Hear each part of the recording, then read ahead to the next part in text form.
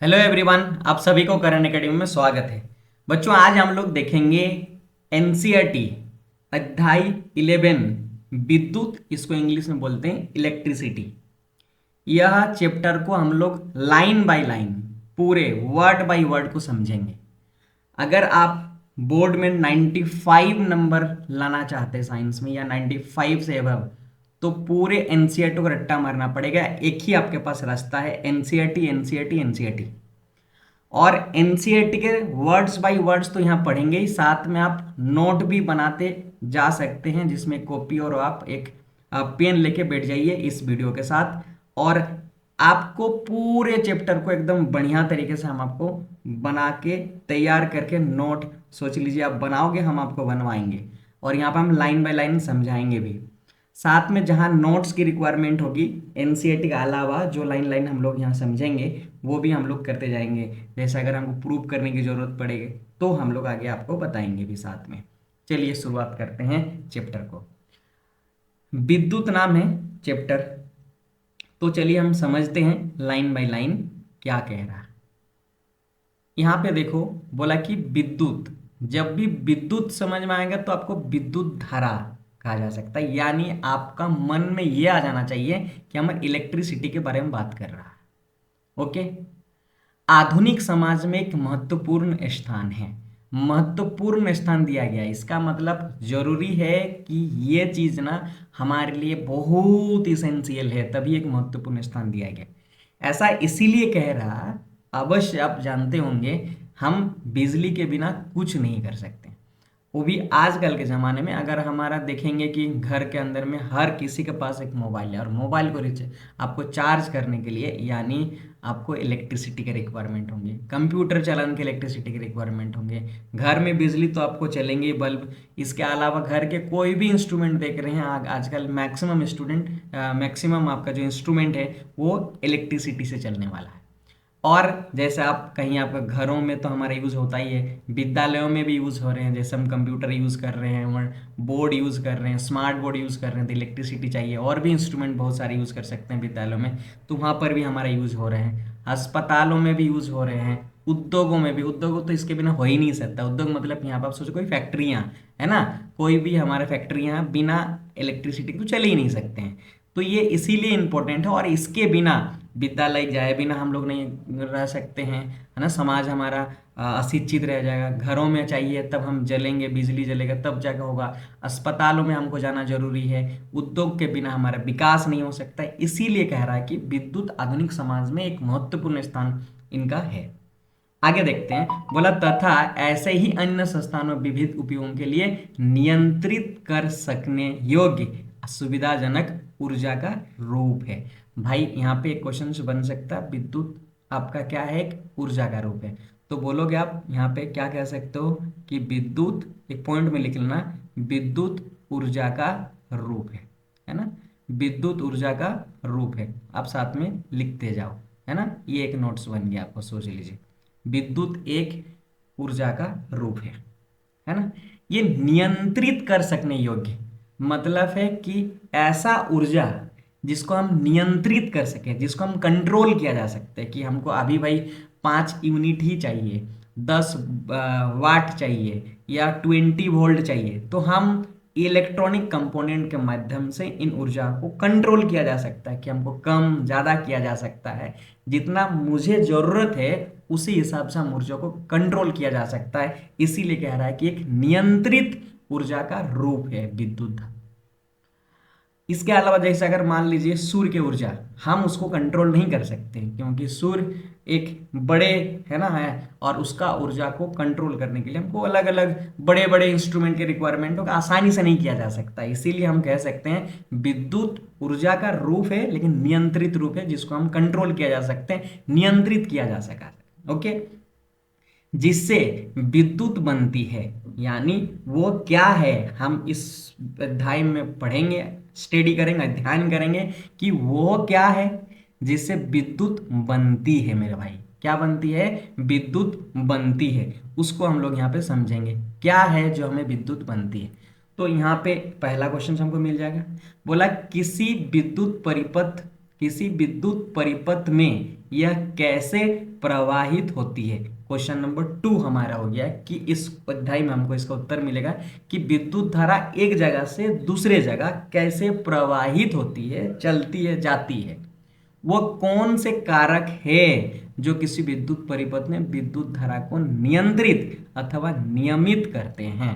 यानी हम वो कारक भी ढूंढेंगे, वो कारण कौन कौन से हैं जिसके उपयोग करके हम विद्युत धारा को कंट्रोल करेंगे और नियमित भी करेंगे। कंट्रोल और कोऑर्डिनेट करेंगे मतलब हम मेरे बस में करेंगे 10 वोल्ट 20 वोल्ट, चाहिए तो 10 वोल्ट निकालेंगे 20 वोल्ट निकालेंगे। जैसे मान लो कोई एक इंस्ट्रूमेंट है जिसका आपको 12 वोल्ट पे ऑपरेटेड करना है, कोई एक ऐसा इंस्ट्रूमेंट है जहाँ पे आपको 24 वोल्ट में ऑपरेट करना है, तो आप उसी के हिसाब से हम उसको कंट्रोल भी किया जा सकता है। इसके लिए कौन कौन सी कारक है उनको भी हम समझेंगे, कौन कौन से कारण होंगे जिससे हम उसको कंट्रोल किया जा सकता है।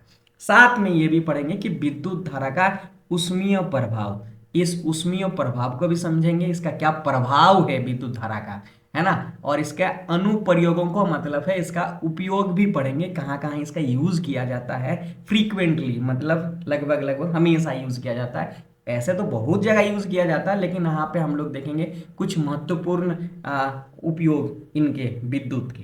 तो ये हमारा परिचय रहा इस चैप्टर का। अब इस चैप्टर में पहला जो हमारा है वो पॉइंट है जो हमको पढ़ना पड़ेगा, वो पॉइंट है भाई मेरा विद्युत धारा और विद्युत परिपथ किससे कहते हैं ये समझेंगे हम। क्या विद्युत धारा और परिपथ, यानी यहाँ पे दो प्रश्न आपके बन सकते हैं, विद्युत धारा किसे कहते हैं, विद्युत परिपथ से आप क्या समझते हैं। ये भी क्वेश्चन आप शायद लिखते चलोगे अगर आप, अच्छा होगा। ठीक है, चलिए मैं थोड़ा इसको नीचे डाउन कर लेता हूं और समझाने की कोशिश करता हूं। बोला कि हम वायु धारा तथा जल धारा से परिचित हैं। क्या कह रहे हैं कि हम वायु धारा और जल धारा से परिचित हैं।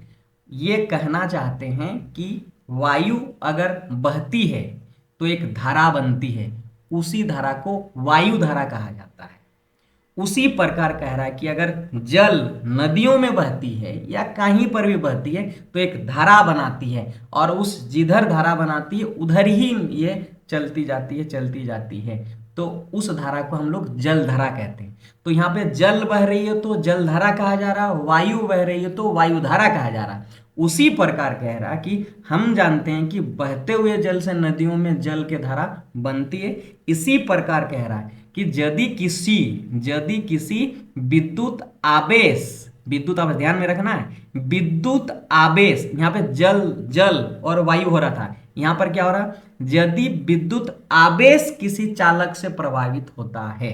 यहाँ पे बात समझने वाली है, चालक क्या है।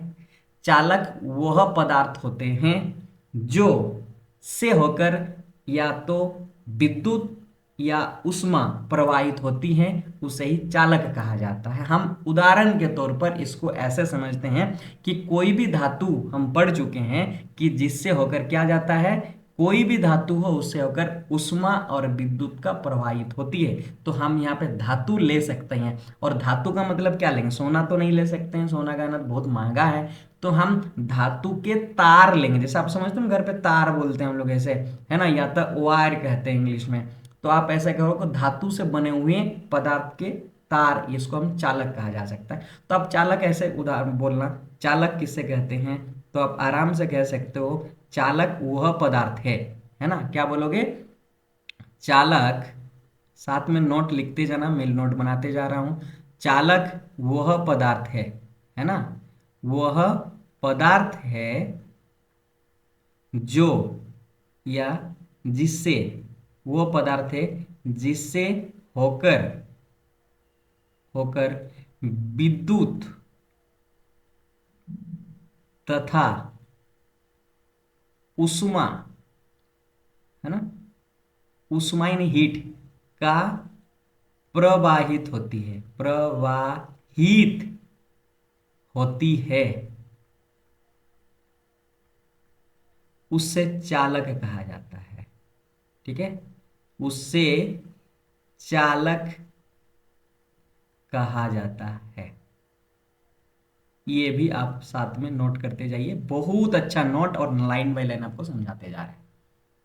एक तो चीज समझ में आया। अब बोला कि यदि विद्युत आवेश किसी चालक से प्रवाहित होता है तब यह हम कह सकते हैं कि चालक में विद्युत धारा है। अगर मान लीजिए कोई एक तार है और इससे आप बैटरी से कनेक्ट कर दिए और इससे अगर इलेक्ट्रॉन यानी धारा प्रवाहित हो रही है, बह रही है ना इससे, तो हम क्या बोलेंगे, इस तार के अंदर में, इस चालक के अंदर में विद्युत धारा है ना, विद्युत धारा है। ऑब्वियसली अगर इससे अगर प्रवाहित हो रही है इसके अंदर में, तो ये कह रहा है यदि विद्युत आवेश, आवेश समझना, विद्युत आवेश, इसको इंग्लिश में कहते हैं, समझो समझे समझ में आ जाएगा आपको, चार्ज कहते हैं, है ना। चार्ज पढ़े होंगे, पॉजिटिव चार्ज, नेगेटिव चार्ज, इसको हम और डिटेल्स आगे समझेंगे, लेकिन यहां समझ लो कि विद्युत आवेश किसी चालक से प्रभावित है तो हम कहेंगे उस विद्युत चालक में विद्युत धारा उपस्थित है। हम जानते हैं कि किसी टॉर्च में सेल यूज किया जाता है। सेल यानी जैसे आप लोग देखे होंगे, ऐसे आपको ये में है ना, एक तरफ पॉजिटिव लिखा है, एक नेगेटिव, आपके शायद घड़ियों में भी यूज किया जाता है, छोटे इंस्ट्रूमेंट में भी किया, इलेक्ट्रॉनिक इंस्ट्रूमेंट में किया जाता है, हमारा टॉर्च है तो उसमें भी यूज किया जाता है, तो उसको सेल कहते हैं। और बहुत सारे सेल को अगर हम जोड़ देते हैं तो उससे बैटरी कहा जाता है। हम आगे इसका और डिटेल से हम लोग जानेंगे। सेल है ना, एक रहेगा तो सेल कहेंगे, और अगर सेलों को एक समूह का बैटरी कहा जाता, तो आप कहना बैटरी किसे कहते हैं, अगर आपको पूछा जाए तो आप बोलोगे कि सेलों के समूहों को बैटरी कहा जाता है। देखो हम यहाँ पे एक उदाहरण से समझ रहे हैं कि जैसे टॉर्च हम लोग यूज करते हैं दैनिक जीवन में, आप भी है ना, लगभग लगभग सभी घरों में आपको देखने को मिलेगा टॉर्च, जैसे अंधेरा में हम लोग यूज करते हैं। बल्ब को दीप्ति मतलब है उसको जलाने के लिए, है ना, मतलब यह करने के, लाइट देने के लिए, दीप्ति मतलब होता है लाइट करने के लिए। आवेश का प्रभाव, आवेश का प्रभाव, देखो यहाँ आवेश का कौन सा, यही विद्युत आवेश का प्रभाव विद्युत धारा प्रदान करते हैं। ये जब विद्युत आवेश प्रवाहित होती है किससे होकर, उस टॉर्च से होकर, मतलब सेलों से लेकर, क्योंकि सेल के अंदर में क्या है, वहां पे ऊर्जा है। वो कौन सी ऊर्जा होती है, आपको ये भी क्वेश्चन पूछा जाता है कि कौन सी ऊर्जा बैटरियों में या सेलों में पाया जाता है, तो आपको बोलना है वो रासायनिक ऊर्जा है। उस रासायनिक ऊर्जा में हम लोग पढ़े ना, विद्युत एक उस ऊर्जा है ना, तो ये भी एक हमारा रासायनिक ऊर्जा से बदल कर, टॉर्च बदल रहा हो, मशीन है, बदल कर विद्युत ऊर्जा में बदल रहा है। लेकिन वह क्यों हो रहा है, विद्युत धारा जो उत्पन्न हो रही, कैसे हो रही है, तो वहां पे आवेश का प्रवाह हो रही है ना। कैसा हो रहा है, कहां से हो रही है आवेश का प्रवाह, तो आप बोलना उस सेलों से लेकर आवेश प्रवाह हो रही है, जिसके वजह से वहां पर टॉर्च में दीप्ति उत्पन्न हो रही है, यानी आपको लाइट का उत्पन्न हो रही है। वजह क्या है, विद्युत आवेश के प्रवाह से, किससे होकर, विद्युत आवेश के प्रवाह के वजह से विद्युत धारा उत्पन्न हुआ उस टॉर्च से लेकर। ये हमारी एग्जांपल हुआ। इसका मतलब विद्युत आवेश अगर किसी चीज से, चालक से अगर प्रवाहित होगा तो वो विद्युत धारा कहते हैं। आगे जाकर देखेंगे इसका डेफिनेशन भी। हमने यह भी देखा कि टॉर्च तभी प्रकाशित देती है जब उसके स्विच को ऑन करते हैं। ऑन का मतलब है कि जैसे हमारा क्या करते हैं, देखना, वो दबाना पड़ता है, दबाना का उसको हम लोग यहाँ पे क्या कहेंगे, ऑन कहते हैं। तभी दबाएंगे तो जलना शुरू कर, जैसे छोड़ देंगे बंद हो जाती है ना। स्विच कार्य क्या करता है, तो यहाँ पे आपको ऐसे प्रश्न बनते हैं, स्विच स्विच का कार्य क्या है, डायरेक्ट क्वेश्चन पूछ लेगा कि स्विच का कार्य क्या है। इसका उत्तर होगा, देखिए लिखिए, आप अगर लिखना चाह रहे हैं तो स्विच का कार्य क्या है आपको लिखना है, बोलना स्विच सेल तथा बल्ब के बीच चालक संबंध जोड़ता है। यानी सेल बैटरी और बल्ब जहां पर लगा हुआ आपके टॉर्च के आगे तरफ, वो बल्ब के बीच में कड़ी का संबंध यहाँ कर रहा है, दोनों के बीच को जोड़ने का संबंध करता है, दोनों के बीच को संबंध स्थापित करने का काम स्विच का है। तो बोलोगे स्विच का कार्य क्या है, इसका उत्तर होगा कि स्विच बल्ब तथा सेल के बीच चालक संबंध को जोड़ता है, इस ये आपका कार्य है।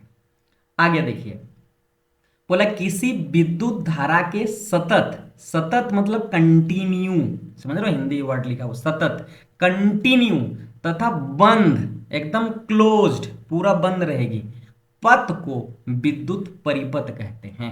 यहाँ पे एक हमारा है, बोलेगा विद्युत परिपथ से आप क्या समझते हैं, है ना, तो आप यहाँ पे नोट लिख लो अभी से कि विद्युत परिपथ, है ना, विद्युत परिपथ, आपको हम नोट भी लिखाए जा रहे हैं, विद्युत परिपथ किसे कहते हैं।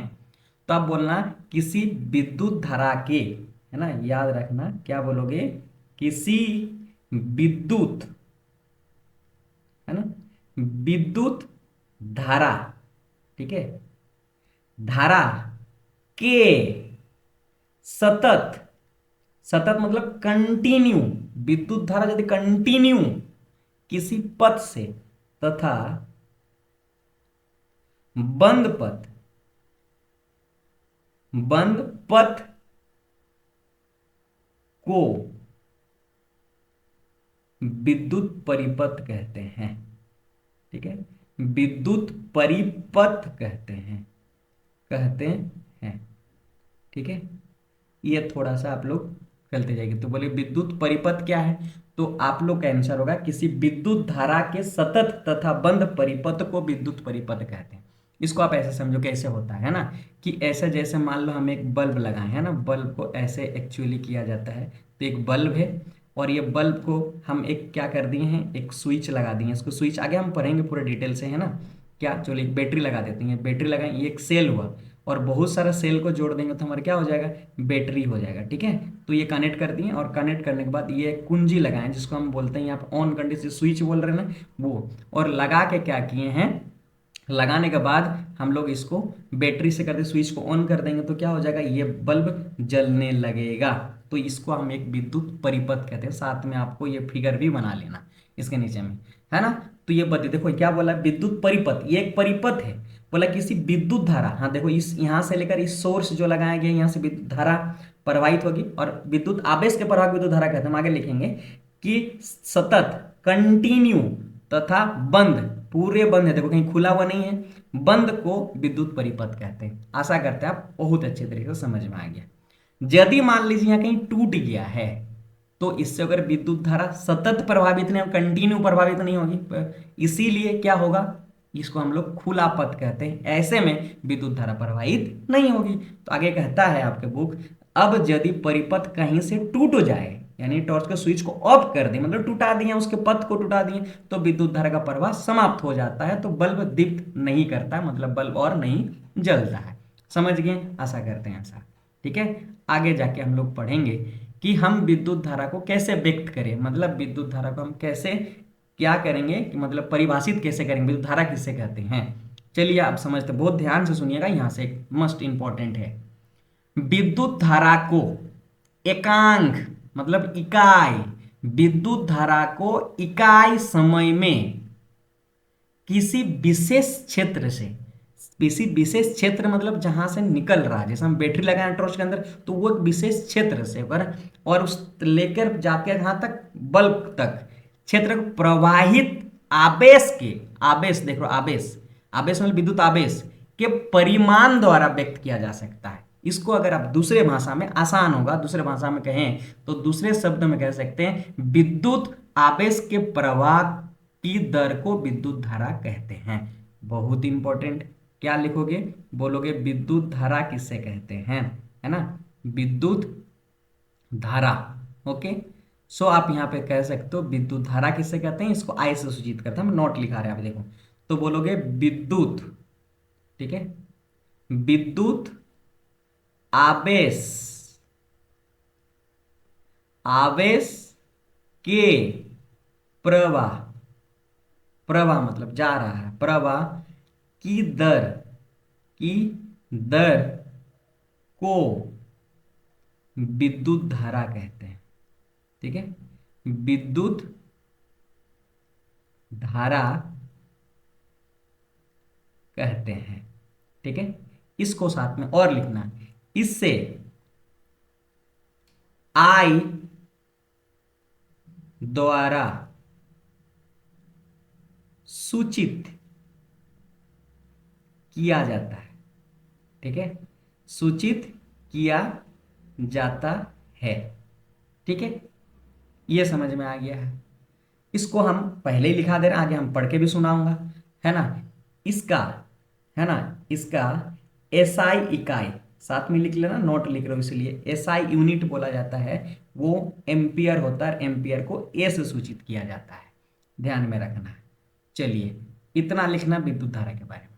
हमने अभी सीखा, दूसरे शब्दों में क्या समझा, कि विद्युत आवेश के प्रवाह की दर को विद्युत धारा कहते हैं। उन परिपथों में, परिपथ मतलब जहाँ पे हम एक सर्किट बनाया ना, उसको सर्किट बोलते हैं इंग्लिश में। जैसे यहाँ पर घरों में एक परिपथ बनाया गया, तभी आपके विद्युत बल्ब जल रहे होंगे, आपके और भी बोर्ड लगे होंगे, है ना, इसके और फ्रीजर लगा हुआ, कूलर लगा हुआ, ये वगैरह वगैरह इस पथ से जुड़े हुए हैं, सर्किट कहते हैं। परिपथों में जिनमें धातु के तार उपयोग होते हैं, धातु मतलब चालक होंगे, है ना, धातु के बने होंगे तभी तो प्रवाहित होंगे।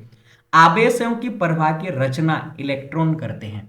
ध्यान से समझना अभी, ये जो हम आवेश की बार बार बात कर रहे हैं ना, ये जो आवेश कैसे बना है, तो हम आवेश का मतलब होता है चार्ज।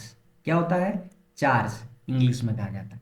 तो आवेश ऐसे दो प्रकार की होती है, एक हमारा होता है धनात्मक, याद रखोगे, एक हमारा होगा धनात्मक, ठीक है, और एक होती है हमारा ऋणात्मक।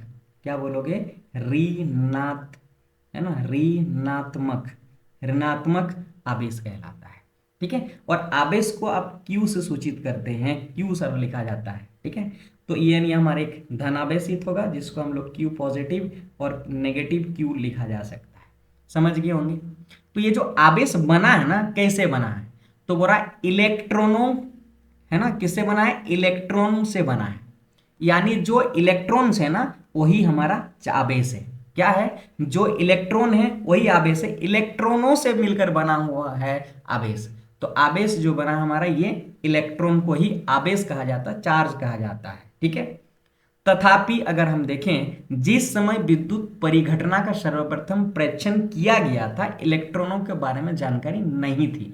यानी जब हम लोग विद्युत के बारे में ये डिस्कवर हुआ, जाना गया विद्युत के बारे में, तब इलेक्ट्रॉन का डिस्कवर नहीं हुआ था। इसीलिए अतः विद्युत धारा को धनावेशों का प्रवाह माना गया। यानी कि विद्युत धारा को, क्योंकि विद्युत धारा का जब ये उत्पन्न हुआ है ना, हम लोग समझे विद्युत धारा के बारे में, तब इलेक्ट्रॉन की खोज नहीं हुई थी, इसीलिए धनावेशों का प्रवाह माना गया, तथा धनावेश के प्रवाह की दिशा को ही विद्युत धारा की दिशा माना गया। तब से विद्युत धारा का जो प्रवाह होगा किस दिशा से किस दिशा में जाएगी, तो याद रखना विद्युत धारा हमेशा पॉजिटिव से नेगेटिव में जाता है। क्या रखेगा? विद्युत धारा को हम लोग आई से सूचित करते हैं, हम आपको बताएं तो बोलना आई जो है ना, वो क्या पॉजिटिव टर्मिनल से नेगेटिव टर्मिनल की ओर प्रवाहित होती है। तो ये पूछेगा विद्युत धारा की दिशा क्या होगी, तो आप बताना विद्युत धारा की दिशा पॉजिटिव टर्मिनल से बैटरी के नेगेटिव टर्मिनल की ओर प्रवाहित होती, उसका जस्ट उल्टा इलेक्ट्रॉनों की प्रवाह नेगेटिव टर्मिनल से पॉजिटिव टर्मिनल की ओर प्रवाहित होती है। दो बातें इंपॉर्टेंट है। इलेक्ट्रॉन की जो हमारा इलेक्ट्रॉन का जो दिशा होगा, इलेक्ट्रॉन की दिशा अगर हम देखें तो इलेक्ट्रॉन का जो दिशा होगा भाई मेरा, वो किधर होगा, तो बोलोगे हमारे पास नेगेटिव, है ना, नेगेटिव से लेकर किधर जाएगा? पॉजिटिव की ओर। वहीं अगर बात कर लें हम, ठीक है, क्या चीज की, अगर विद्युत धारा यानी आई की दिशा की अगर बात करें, तो आप याद रखना, सॉरी एक मिनट, क्या होगा यहाँ पे, ये जो दिशा की बात कर रहे हैं वो दिशा इसका क्या होगी? पॉजिटिव से लेकर, है ना, से कहाँ जाएगा? नेगेटिव टर्मिनल की ओर जाती है, ये भी आप ध्यान में रखना। और इलेक्ट्रॉन एक हमारा क्या होता है? ऋणात्मक ऋणावेश होता है। प्रवाह की दिशा को, विपरीत दिशा को विद्युत धारा की दिशा माना जाता है। यहाँ पे हमने सारे आपको नोट्स बता दिए हैं, सारे आप लिख रहे हो तो बहुत अच्छा नोट आपके बनते जा रहे हैं साथ में, ठीक है। और चैनल में भाई आप नए हो तो पहले सब्सक्राइब कर लो। ऐसे ही इतना डीपली और इतना नॉलेजफुल जो वीडियो हम आपको प्रोवाइड कर रहे हैं फ्री ऑफ कॉस्ट में, सिर्फ और सिर्फ आपको सब्सक्राइब करना है, ठीक है, और हमारे साथ बने रहना। और वीडियो को अगर अच्छा लगा तो आपके दोस्त को भी भेजना, ताकि उनको भी ये मिले, है ना, ताकि वो भी सीख पाए, अच्छा हो। चलिए ठीक है। अब बोला कि यदि किसी चालक की किसी भी अनुप्रस्थ काट के समय में टी नेट में आवेश क्यू प्रभावित होती है, तो अनुप्रस्थ काट के प्रभावित धारा आई द्वारा व्यक्त किया जाता है। अब सोचो ध्यान से, यदि मान लेते हैं ये हमारा एक तार है और इस तार से होकर हम बैटरी कनेक्ट कर दिए और विद्युत धारा आई प्रभावित हो रही है, ठीक है, और ये कब तक हुआ, हम बोले टी समय तक अगर चला, मतलब आप समझ रहे हैं, मतलब 2 घंटे का हो सकता है, 1 घंटे का, कुछ भी हो सकता है, 5 मिनट का, 10 मिनट में विद्युत धारा प्रवाहित हो रही है इस विद्युत चालक से होकर, तब हम क्या करेंगे, सॉरी विद्युत आवेश के प्रभाव ना, विद्युत आवेश प्रवाह हो रही है, तब इस तार से अगर हम अगर निकालें विद्युत धारा क्या होगी, तो विद्युत धारा बोलोगे Q/T हो जाएगी। ये हमारे एक फॉर्मूला बन के तैयार हो गया। तो आप यहाँ पे देखो I बराबर क्यू बाई टी, इससे न्यूमेरिकल फॉर आपके क्वेश्चन बनते हैं। I इक्वल टू क्यू, मतलब अगर किसी चालक से होकर, यदि किसी चालक से होकर Q आवेश T समय तक प्रवाहित होती है तो उस चालक से प्रवाहित विद्युत धारा I बराबर क्यू बाई टी कहा जाएगा। ध्यान हो गया? ठीक है, हम इसके प्रश्न भी बनाएंगे। बोला विद्युत आवेश का एसआई मात्रक कूलम होता है। हम तो विद्युत धारा का पढ़ा दिए हैं, तो याद रखो ये भी आपके की विद्युत है ना आवेश भाई, विद्युत जो आवेश है, आवेश को हम लोग क्यू से सूचित करते हैं, विद्युत आवेश क्यू का एसआई मात्रक है ना, एसआई मात्रक अगर आपको पूछा जाए तो बोलोगे भाई क्या कहलाएगा, उसको कूलम कहा जाता है। ठीक है, कूलम। ठीक है, और कूलम को सी से आप निरूपित कर सकते हैं, यानी विद्युत आवेश का एसआई मात्रक कूलम होता है। ये नोट में आप लिख लो। ओके, जो लगभग 6 इंटू 10⁻18, इसको ऐसा लिखा जाता है 10⁻18 इलेक्ट्रॉन के मास के बराबर होता है। अब हम आगे बताएंगे भी ये, और देखोगी एक इलेक्ट्रॉन पर 1.6 इंटू 10⁻19 कूलम आवेश होता है। विद्युत धारा को एक मात्रक है जिसे एम्पियर से कहते हैं। हम आपको पहले बता दिए कि विद्युत धारा का जो एसआई मात्रक होता है वो एम्पियर होता है। ऐसा इसलिए कहा जाता है क्योंकि आंद्रे जो मेरी एम्पियर थे, इस साइंटिस्ट का नाम है जिन्होंने इस विद्युत धारा की फ्रांसीसी वैज्ञानिक के नाम पर रखा गया। यह एम्पियर विद्युत धारा की रचना प्रति सेकंड 1 कूलम आवेश के प्रवाह होती है, अर्थात 1 ampere equal to 1 coulomb by 1 second में प्रभावित किसी धारा से अगर प्रवाहित हो रही तो उसका हम क्या कहलाता है, 1 कूलम कहा जाता है। ठीक है, तो हम लोग यहाँ पे थोड़ा सा नोट और देख लेते हैं। नोट में ये लिखना है भाई मेरा, क्या लिखोगे कि एक इलेक्ट्रॉन है ना, एक इलेक्ट्रॉन नेगेटिव से देखा जाता है तो एक इलेक्ट्रॉन पर जो चार्ज होती है वो 1.6 इंटू 10⁻⁻19 कूलम होता है। लिख लो, क्लियर है? एक इलेक्ट्रॉन पर इतने कूलम चार्ज होता है, और उसी प्रकार अगर निकालेंगे हम कि एक कूलम पर कितनी इलेक्ट्रॉन्स होगी तो आपका इलेक्ट्रॉन की संख्या होगी 6 इंटू 10⁻18 इलेक्ट्रॉन्स होगी। इसका मतलब भाई अगर चालक से होकर 1 कूलम विद्युत आवेश प्रवाहित हो रही है, उससे कितने इलेक्ट्रॉन प्रवाहित हो रही है, 6 इंटू 10⁻18 इलेक्ट्रॉन। समझ रहे हैं कितने इलेक्ट्रॉन्स एक कूलम चार्ज पर, 1 कूलम आवेश पर किसी भी चालक से अगर प्रवाहित इतने इलेक्ट्रॉन प्रवाहित। इसीलिए अगर आप कहीं छुएंगे ना तो झटका इसलिए मारता है, इतने इलेक्ट्रॉन प्रवाहित हो रहे तो आपको ऑब्वियसली क्या मारेगा, झटका मारेगी। तो दो बातें यहां से एकदम नोट करके रख लो भाई, ये क्वेश्चन आना 100% में से हैं। तो बोलोगे एक इलेक्ट्रॉन्स बराबर कितने कूलम होती है चार्ज, यानी कितने आवेश होती है, तो बोलना एक इलेक्ट्रॉन बराबर 1.6 इंटू 10⁻19 कूलम होती है। और एक कूलम बराबर कितने इलेक्ट्रॉन्स होती हैं, तो आप बोलिएगा 6 इंटू 10⁸ इलेक्ट्रॉन्स होती है। ठीक है, और इसको तो बता ही दें कि इसका जो हमारा डिस्कवर करा है विद्युत धारा का वो इसीलिए। अब आपको क्वेश्चन पूछता है, आपको बोलेगा कि परिभाषित करे एक कूलम, ऐसा लिख देगा क्वेश्चन। ठीक है, परिभाषित करे, है ना, क्या, एक कूलम, मतलब समझो एक कूलम। ठीक है, देखो ध्यान से समझना है कि अगर यहां से हम फॉर्मूला लिख सीखें कि I बराबर क्यू बाई टी होता है। ठीक है, यहां से अगर वज्र गुणन करते हैं तो Q इक्वल टू हमें क्या मिलता है, I इंटू टी। समझ में आ गया है, क्या मिलेगा, Q equal to I into T. यदि किसी विद्युत चालक से होकर 1 एम्पियर, ठीक है, 1 एम्पियर करंट 1 मिनट में प्रवाहित हो रही है तो 1 कूलम आवेश कहा जाएगा। दूसरा क्वेश्चन से आपको यहां पे बनेगा भाई मेरा क्या, कि बोलेगा परिभाषित करें 1 एम्पियर से क्या समझते हैं आप, 1 एम्पियर से आप क्या समझते हैं, तो बोलिएगा 1 एम्पियर। तो ये वाला फॉर्मूला देखिए, मतलब I का मान अगर Q बाई टी यहाँ पर रखने पर क्या आ जाए, 1 आ जाए तो हमारा 1 एम्पियर कहलाएगा। तो बोलोगे किसी विद्युत चालक से होकर, लिखिए किसी विद्युत चालक से होकर 1 कूलम आवेश 1 सेकंड में प्रभावित हो तो 1 एम्पियर कहा जाता है। ठीक है, यहां पर आपको दे गया, बोला कि 1 एम्पियर विद्युत धारा की रचना प्रति सेकंड 1 कूलम आवेश के प्रवाह की होती है, अर्थात 1 एम्पियर इक्वल टू 1 कूलम/1 सेकेंड, मतलब 1 सेकेंड में 1 कूलम अगर आवेश किसी धारा विद्युत चालक से प्रवाहित हो रही है तो 1 एम्पियर कहा जाएगा।